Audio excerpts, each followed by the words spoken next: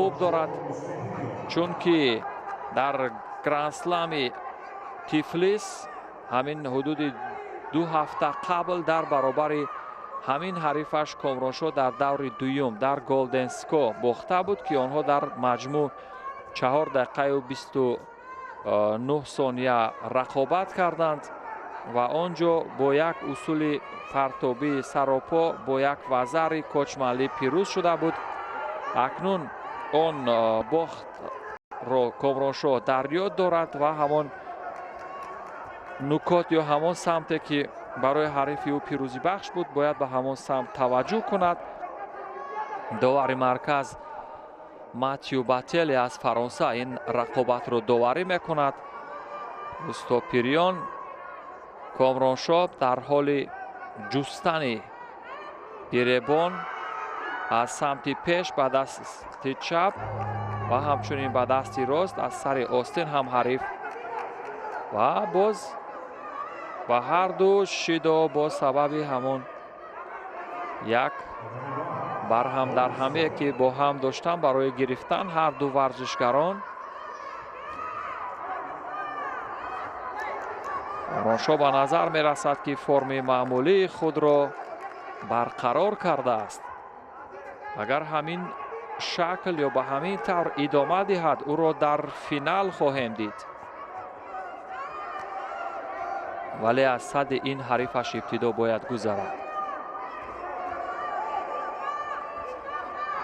و موقع قپیدن از پس گریبان توانست کامرانشاه پایزنی میکند. همین ترتیب خود را فعال وانمود میکند و به سمت بیرون همان حلوک معمولی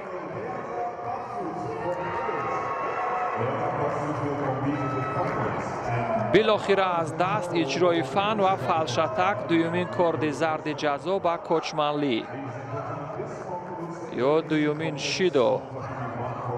همین طور هم ماتیو باتل دومین شیدو را میدهد به کوچمنلی. کامرانشاه برای رسیدن به مرحله نیمه نهایی رقابت ها یک قدم دیگر دارد.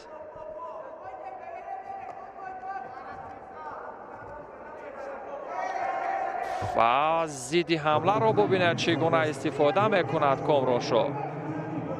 در وزنهای دیگر خوب آزمایی ها به انجام رسیدند، فقط همین وزن 90 کیلوگرم که تعداد اشتراکچیان زیادتر بود مرحله 4 نهایی و آزمایی های تسلی بخش هم ادامه دارند. گزارش ما نیز به پایان خود نزدیک می شود دوستان عزیز، ولی ببینیم کامرانشاه در فرصت کمتر از 1.5 دقیقه آیا کامرانشاه چیز اشاره کرد اینجا؟ اگر حرکات نادرست سر زده باشد از سوی کوچمنلی، پس کامرانشاه در مرحله نیمه نهایی. حجمه چیزی نیست یا دستور شروع مسابقه. مراتب دیگر کامرانشاه سمت راست و بالاخره موفق می شود، اما برداشته زدن از همان نقطه مهم در همین لحظه، ولی حریفش نیز ضد حمله کرد برای مقاومت به سمت دیگر.